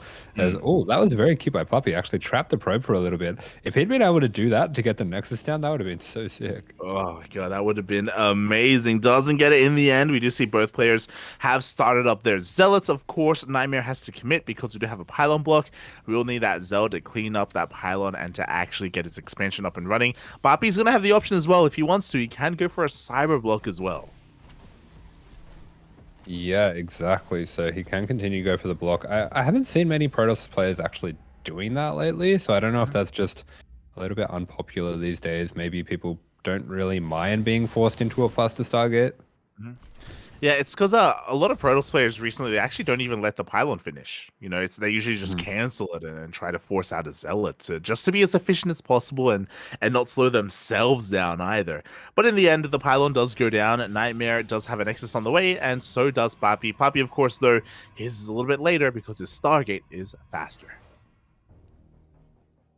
Yeah, that's right. And there we go. We are going to be seeing that Adept kind of sneaking on through, taking out that scouting probe here. Yeah, we do, we do. Meanwhile, the chat can't see it right now, but we do have a lovely angle here as Asher has turned on his cam. Oh, hello, Raphael. Hello. Oh, she heard that Papi was playing. He heard. Papi. Papi. As we do Let's see go. Nightmare, yeah, he's rushing across the map here with his first Zealot and his Stalker. He's actually doing a surprising amount of damage. It looks like both Zealots will be able to take each other out. Ooh, but with the reinforcements, Papi's going to have control of his natural. Has to be careful. He will fall back to a shield battery, though. Yeah, Nightmare getting very aggressive with this. Ooh. Oh, bit of miss micro, though. Yeah, a little bit of a spiker. It looks like, oh, Nightmare's going to be losing a Stalker here. The shield battery will finish, and Papi will take control of his own base. Meanwhile, that Oracle is on the way. Bearing in mind, though, that Nightmare is aware. He was able to scout that area. He did see what unit was coming out of the Stargate. Yeah, that he didn't. It's going to be that Oracle coming out for Papi here. So, going to be a few extra gateways for Nightmare. Looks like Nightmare, he wants to be the one getting aggressive, getting on the front foot with that blink, trying to end this game. Definitely a very aggressive way to approach this. Very aggressive indeed. And Nightmare should be in position here for this first Oracle. Yeah, we've got 3 Stalkers at the natural. Like, we should have some units in the main as well. Yeah, he is perfectly fine here, at least against 1 Oracle. If I'm not mistaken, I don't believe Papi committed and invested in a second Oracle, right? Yeah, I don't think so. Looks like just 1 for now. Wants to make sure they're just staying safe. I guess it's mostly for scouting here.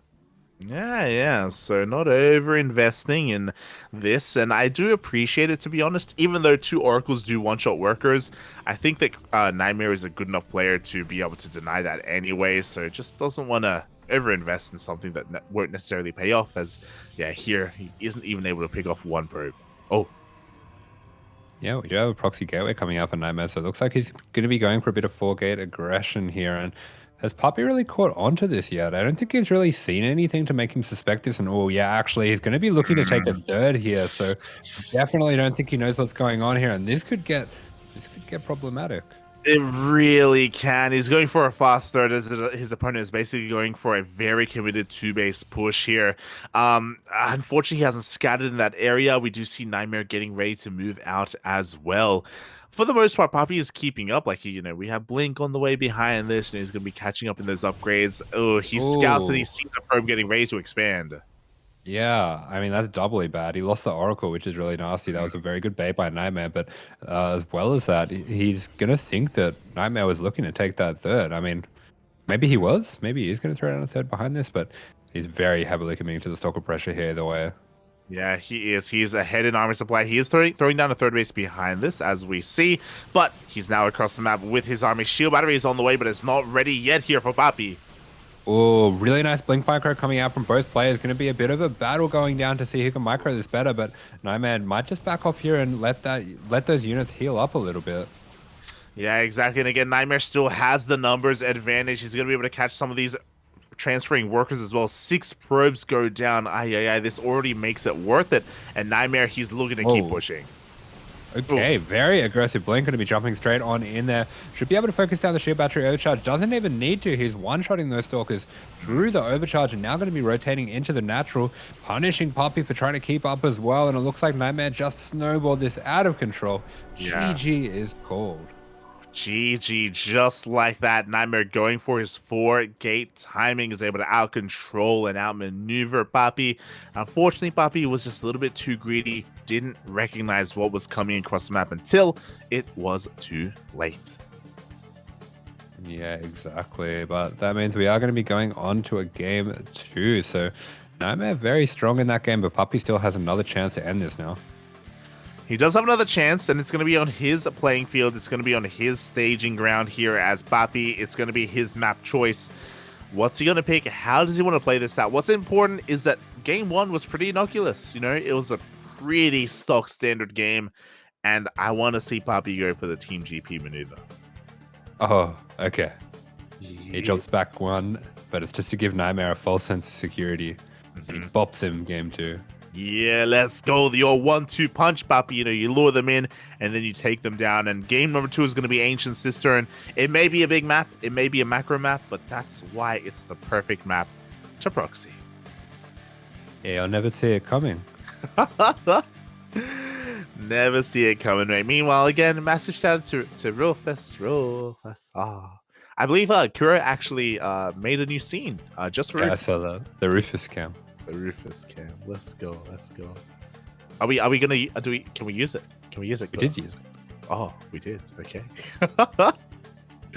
Oh my god. Oh, we even have the Rufus's emotes. Look at him. Oh, look at him go. See, a lot of people may not know this because Asher doesn't stream, but Asher does have some emotes. And they're amazing. They're amazing. The Rufus emotes. Yeah. You love to see it. Oh. The heart. Oh, beautiful.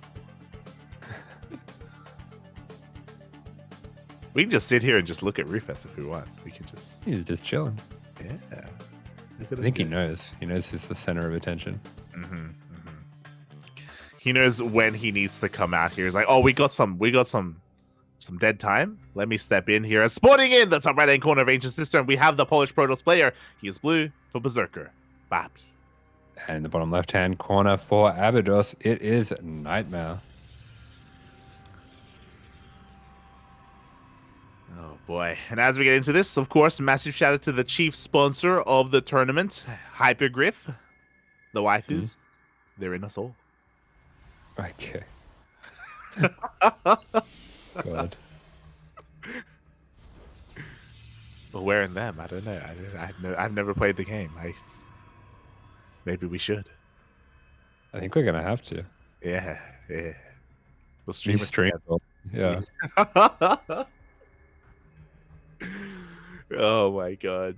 As for the time being, standard openers here, we're going for some 2-gate openers as is expected on some of these maps without a ramp after the natural, so nothing too wild coming out from anyone, and Nightmare just being very safe, goes for a probe scout across the map. Yeah, he's going to be going for a nice early probe scout there. Maybe you can fake out the cannon rush. Do it. Do it. Nah, it's too late, isn't it? Yeah, isn't going to be faking anything out here. Just kind of going to go in, check, confirm, count some pylons, and make sure that everything is where it should be and nothing out of the norm is coming out from his opponent. Again, we mentioned it earlier, but PAPI just needs to win one game, and Berserker Esports moves on to the next round as we get a bit of a pause. Ooh, hopefully everything's okay. Yeah, Nightmare definitely doesn't want to be letting this one slip just from a little bit of lag. There's a lot on his back here. I think he probably wasn't too worried about this game. Didn't think that he was going to be having everything come down to him. But yeah, I mean, he's got his chance now to just bring it to the ace match. That's it. Oh yeah. I love how we left the game in one position and now we're coming in. Oh, never mind.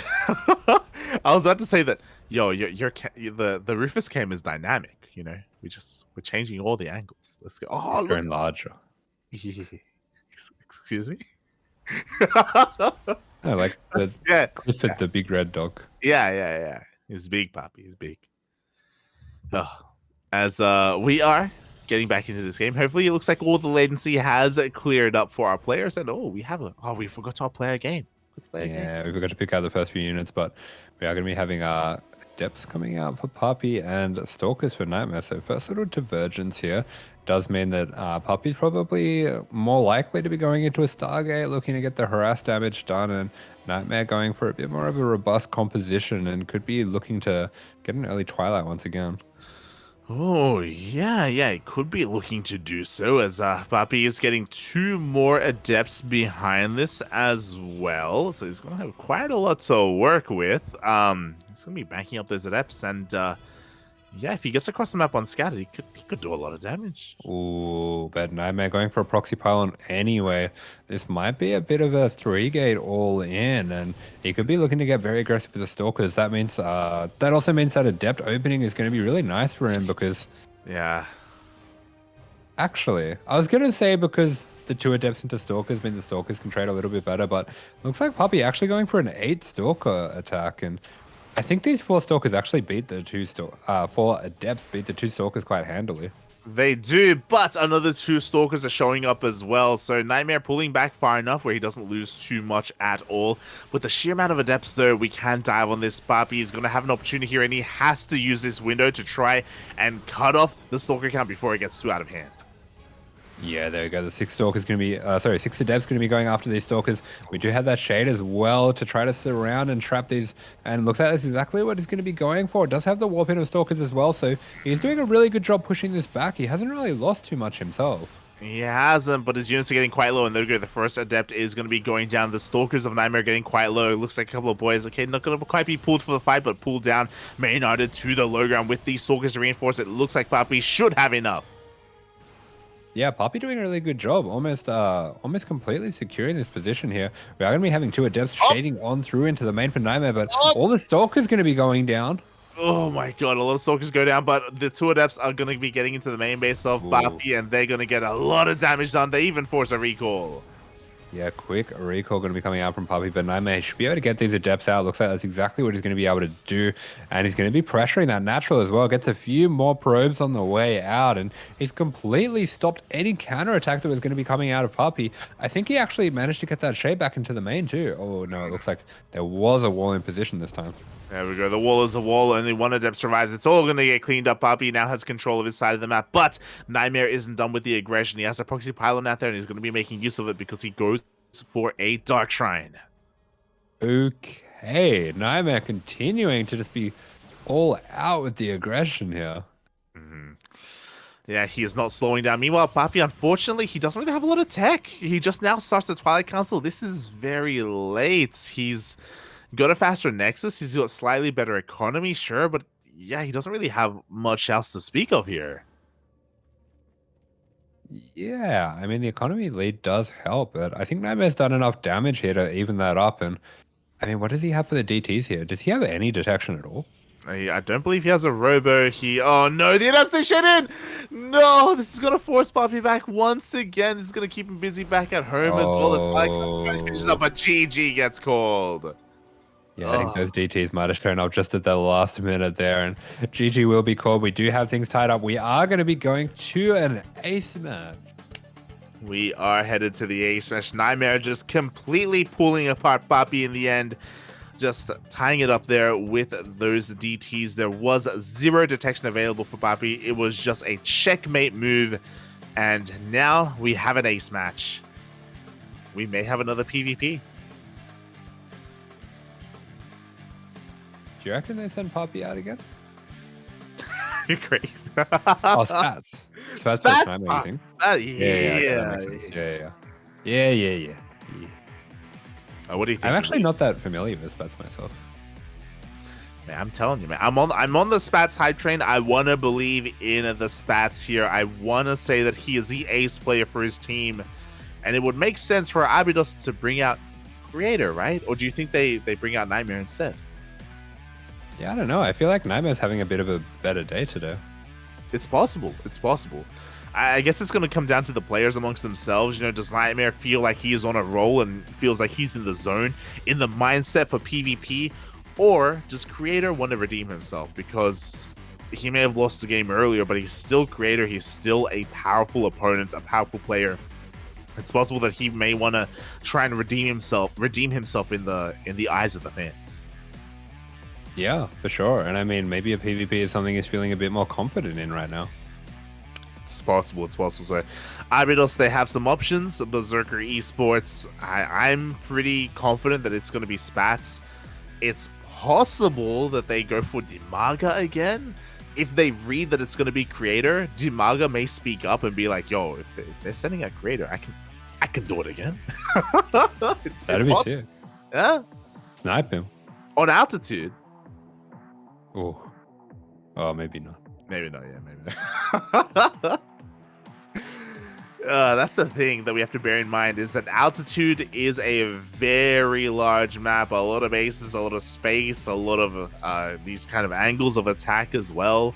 That's going to complicate things here for the player choices. Yeah, absolutely. I mean, what does a PPC look like on altitude? Maybe they send out QuanTa. Maybe they're crazy. Yo, mech. Yo, quad Thor drop on altitude. But there we go. The players have been chosen, and it looks like, yep, it makes plenty of sense here. The ace for Berserker is Spatz, and creator does want to redeem himself as he is chosen by ABYDOS. Yeah, there we go. So we are going to be having probably the two ace players for the team, as you were saying before, the two Protosses, and yet another Protoss on a nice big map. Yeah, and this is going to be scary because for those wondering back at home, this is a best of one, not a best of two. So it all comes down to this map. It all comes down to one game. Is anyone going to try and risk being aggressive and risk being cheesy? I think it's going to be on Spatz. I don't think Creator will. I think Creator will play safe. I feel it. I feel it. Yeah, I think we're going to be seeing an honorable macro game. Oh. Honorable? Honorable. Oh. What team is on 101? What? He's on one of these WTL teams. Yeah. I don't know. I need my honorable fix. Oh. As the players are going to be getting ready for this. What does Rufus think? What does he think? He doesn't care. There's no Zerg. Let them kill each other. Dance for me. Oh. Not interested in these Protoss. Actually, I feel like he'd like the Zealots. The Zealots kind of run around all over the place. Yeah. He'd like to chase him. Oh. Look at him. Oh. Hello, bro. He's looking at us. He knows. He knows about the camera. Oh. He likes it. He likes it, Bob. He likes it. Oh, God. But, yeah, we are preparing here for the ace match going down to the wire here. Correct. Can we set up some predictions? Can we get some predictions? Have we been set? My apologies. I don't know if we have been setting up predictions here for this, but if not, it's your pick. The ace. I want to believe in Spatz. I want the teams in the lower bracket to smurge. That's okay. I want him to smurge. Brutal. That's really brutal. Yeah. Oh my God! Inflict all the pain. Oh God. But yeah, there we go. Predictions are currently on in the chat. Who do you think's gonna win the ace match here? Who's gonna do it all for their teams? Predictions, man. Predictions. I think Nightmare. No, he's not here. What are you? Yeah. What do you say? The other one, Creator. You're like, you know what? DIMAGA. It's gonna be the tag team. Yeah. Creator's gonna be like down low on supply. Yeah. It's gonna be struggling, and it's gonna tag in Nightmare, and Nightmare's gonna like warp in from a proxy pylon. He's gonna warp in with a steel chair and like smash Spatz over the back of the head.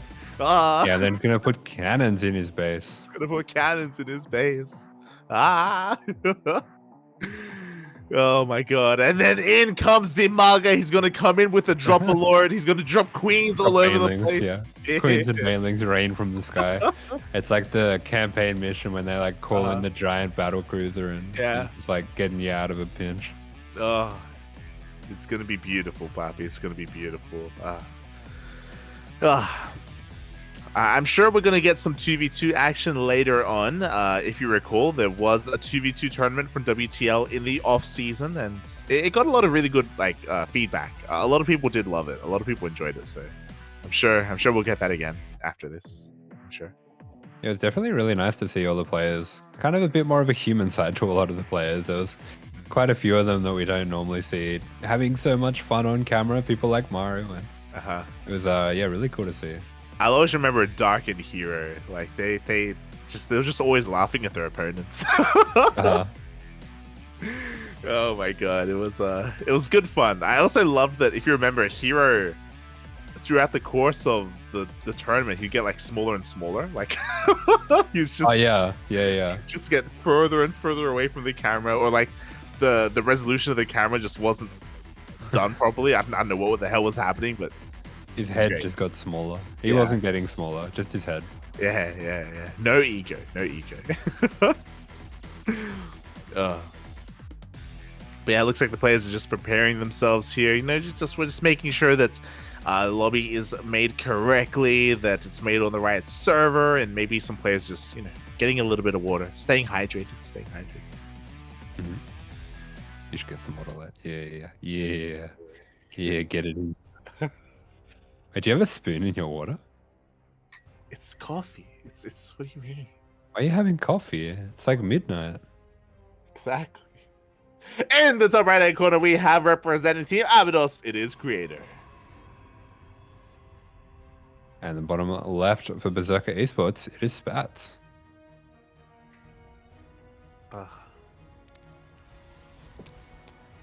I have no idea where we are. For some reason, every single time we're in the waiting screen, I fall like 10 seconds behind and have to jump forward again. But I'm not seeing it stutter, so I don't know how. Yeah. Are you stuttering?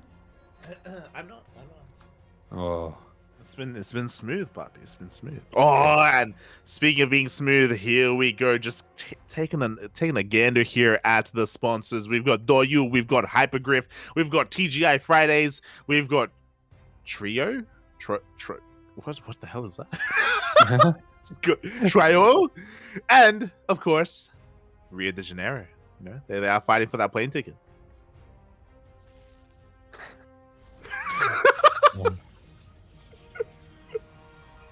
What? What do you have to say, Asher? What's your game time? What's my 30 seconds? 31, 32, 33, 34, 35. Oh, and we have Ted. We sponsored by Ted. Is that what that was?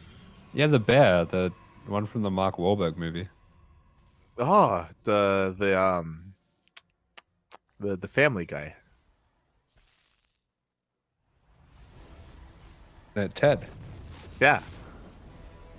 Is that made by Todd McFarlane or whatever?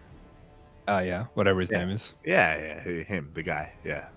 Yeah. As Spatz is gonna be the one who's gonna be turning this all on its head, going for a very interesting proxy. Yeah, okay. And Creator looks like he either suspects something or wants to go for a proxy of his own, but he's going to be getting his Stargate up in the main. And yeah, we're going to be seeing a 3-gate Robo coming out from Spatz. A very aggressive build here. 3-gate? 2-gate? I'm not really sure.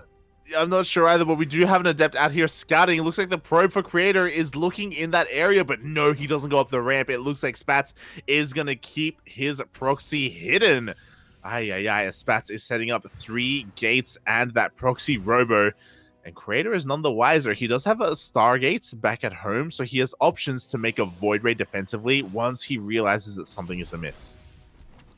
Yeah, there we go. I'm going to be having the Zealot have a little bit of a skirmish here with the Stalker. Spatz might be trying to use that Stalker to at least lead Creator away from what's going on here, but Creator going to be putting on the pressure. Seems like he's none the wiser for what's going on here. Spatz doing a very good job of hiding what he's doing by making it look like a 1-gate expand. Yeah, but you know what, Creator? He smells that something is off. He can smell the cheese a mile away. We've got a shield battery on the way and a defensive Void Ray as well. Oh. Yeah, he wants to avoid losing this match. We're gonna do that every time we have a Void Ray. Yeah. I'm gonna avoid not making that joke. here in Hannibal. As we get another warp in here of Stalkers across the map, we do have vision in the main base. The Void Ray is in position here at the natural. We even have a shield battery in the main as well. So Creator is very well positioned here overall. But is it going to be enough? Yeah, 6 Stalkers get ferried on into the main. Creator going to be having to pull some probes. Void Ray was in a little bit of trouble there, but he does pull it back to the shield battery, and he's just buying himself time now. The longer he can wait, the longer he can get closer to getting that warp in. Ooh, bit of damage going down on the Void Ray. The better it is going to be for him, but some good micro so far from Spatz. He's actually doing a really good job starting to accumulate some damage on that Void Ray. Yeah, but he hasn't killed anything yet, and that is the scary thing. He's going to move on forward here, dealing some damage to some of these adepts, some of these stalkers. He's going to be getting a second pylon that will be supply blocking Creator. Okay, and the shield battery overcharge has been committed. Spatz going to be backing off a little bit, but all the micro not quite there. Was kind of ducking and diving back and forth. We do have a Void Ray going down. But a lot of stalkers going down for Spatz. He's down to only... Was it only 3 Stalkers he got out of there? Yeah, 6 Stalkers for a Void Ray. Pretty terrible trade. Unfortunately, it's really important for Spatz to snowball and keep as many Stalkers alive as possible, and I think he might just not have enough here. You saw him panicking there. Like, he was trying to figure out if he wanted to go to the natural or not, and he didn't really know where to go, and he just got caught in a really awkward position, and now I feel like Creator has done what he needed to do to hold on here. We are going to have another warping of Stalkers behind this, and maybe Spatz can snowball, but we have a sentry for force fields, and yeah, Creator over time, this is just going to get harder and harder for Spatz to pull off. Oof. Mate, he didn't realize that Creator has the higher ground. He's panicking Skywalker. Just a little bit, and we're just bleeding out too many Stalkers at this point. Like, Spatz is trying to do what he can. He's going for another warp in as well, but the army supplies are starting to even out here. We have another shield battery on the way as well. The Cyber Core is getting low, so maybe he can snipe the Cyber Core and then maybe get a Void Ray afterwards. He's going to be able to at least deny any more warp-ins from Creator. Yeah, okay. We do have that core going down, and this is where Spatz can start to really put some pressure on. He's done a really good job in this last minute or so, just continuing to pick away, but I think Creator's done a very good job as well himself, just being patient. And I mean, this could be still in the balance. Creator doesn't have a second base here. He does have the slightly better tech, but all in all, the armies are looking pretty comparable. Yeah, they are pretty comparable here, and the gateway is under threat. We do have high ground vision because of that observer. Creator is going to be dipping in here, but he has to be very careful with these Void Rays. The shield battery is out of energy, and here we go. Spatz is pushing up the ramp. Yeah, there we go. He smells blood, goes straight up the ramp. 2 of the Void Rays going to be going down, and oh my goodness, is Spatz going to be able to do this? He's putting on a hell of a lot of pressure. Fantastic trade there coming out from him. 3rd Void Ray goes down. Oh my god, we have another warping of Stalkers behind this. He's slowly breaking on through. And it looks like with this warping, he's going to have enough. He forces the cancel. GG! He did it! GG, oh my god! Berserker. Oh my god, with a huge upset. Oh. The bracket is terrifying. Let's go, Papi. Let's go, yo. Shout out to all the people that also believed. I predicted Spatz in the chat, and shout out to the other. There's one other person that did as well. We believed, Papi. We believed. Oh my God, Spatz! He does it not just for Berserker Esports, but for himself as well. Berserker Esports are going to be moving on to the next round. Wow. Damn, Spatz with a really powerful performance today, and maybe Creator not really having his day here either, but my goodness, Berserker going to be going forward, and that means ABYDOS going to be dropping down to the bottom here, and gosh, it is a rough path ahead for anyone who drops down to that lower bracket right now. It really is, and I'm telling you, for the people that have been tuning into the recent broadcasts, like, Spatz has been popping off. We saw him become the Ascension League champion. We've seen him take down some big names in OSC King of the Hill as well. He is on fire recently. That's why he deserved to be picked up, and I'm sure Berserker Esports are very happy with their choice here in ace player Spatz. Putting in a lot of work for his team there, and ABYDOS, ex-Club NV. I thought that with the waifus they would be unstoppable, but no, they're stumbling a little bit here, and that lower bracket is getting insane. Yeah, I mean, I feel kind of sorry for those teams that do drop down there, and they're hoping to have a bit of an easier game. And I mean, we've got ABYDOS down the bottom, we've got Mystery Gaming down there, and I mean, one of Starcom or Starlight Twinkle is going to be down there as well. So we're really heating up here. We're getting into some seriously powerful teams. We really are. And speaking of powerful teams, we're going to be going on a short break. In 4 or so minutes, we will be back with Team Starcom versus Starlight Twinkle. Get some water, stay hydrated, drain your disruptors, and massage your marines. And make sure you're back here in 4 minutes. So